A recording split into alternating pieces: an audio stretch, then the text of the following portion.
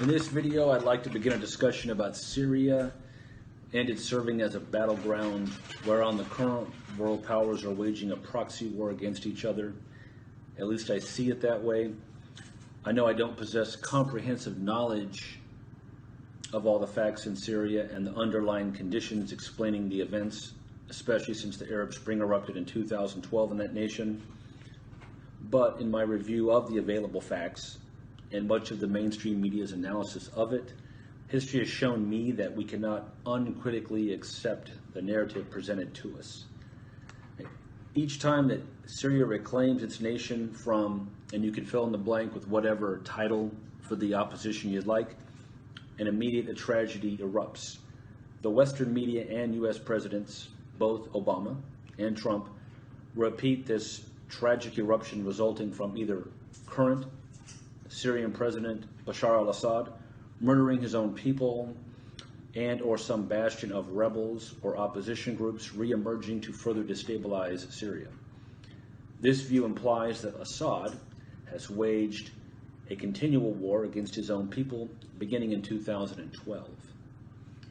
Assad's brutal war against the rebels, often labeled the moderate opposition, forced their seeking assistance from jihadists. I believe this narrative of Assad clinging to his dictatorship by murdering hundreds of thousands of his own people, and in the process convincing this moderate opposition their only hope is to cooperate with jihadists, is not truthful, but nonetheless consistently restated by many in the US and the mainstream media. And it continues to color the analysis of the events that happened today. When hearing this talking point, we should consider many details that, once observed, don't support this constant refrain. In his now infamous State of the Union address delivered to the nation on January 29, 2002, President George W. Bush included Syria in the axis of evil that mushroom-clouded rhetorically and as a phrase and into a concept, which in this case was regime change. Now, without our focusing too much on George W. Bush's rhetorical bluster, two major events, in my view, helped sharpen the focus on the narrative of Syria becoming a target for regime change, instead of it falling into chaos because its brutal dictator ruthlessly cracked down on those merely seeking more freedom. First, the former Prime Minister of Lebanon, Rafik Hariri, was assassinated on Valentine's Day in 2005 after stating publicly that Syria's army should leave Lebanon, where it had been since 1982, when Israel had invaded that nation. An analysis of the events, including Israel's invasion of Lebanon in 1982 and Syria's response to that invasion, is beyond the scope of the subject matter in this video. However, many in the mainstream media and US national security establishment immediately blamed Bashar al-Assad for the assassination. Such accusations, though, were a priori. They were filled with rhetorical intensity, but not supported by much empirical evidence.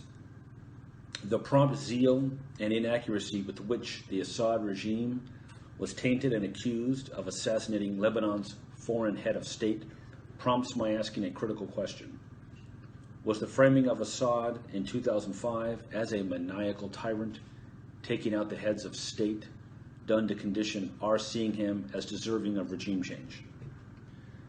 This was an important event because it likely foreshadowed the future regime change efforts in Syria and segues directly into the second point, further suggesting Syria was being targeted for regime change rather than simply being punished for its alleged misdeeds.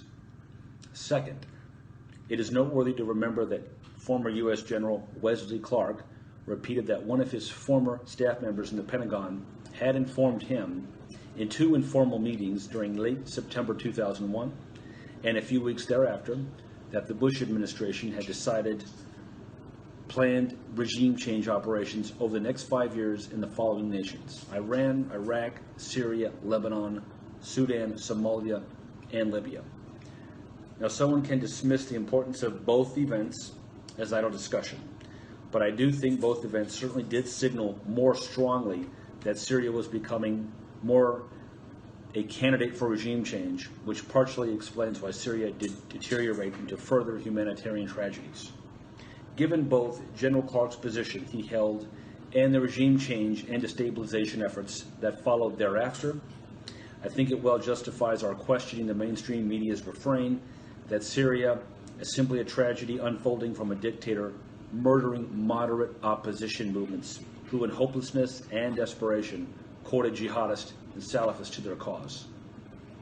Once the U.S. establishes that premise, then its continued involvement is more easily justified because it is promoting freedom and assisting with humanitarian efforts in Syria and fighting the terrorists that are there.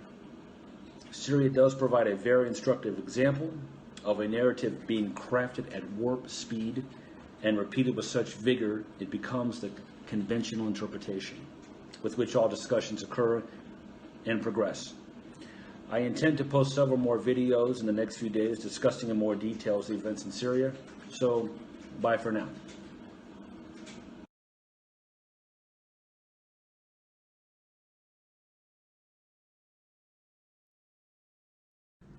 Thank you for watching my video, and my name is Romelet of Fil-Am World Magazine. I will see you again on my next videos, so please don't forget to hit subscribe.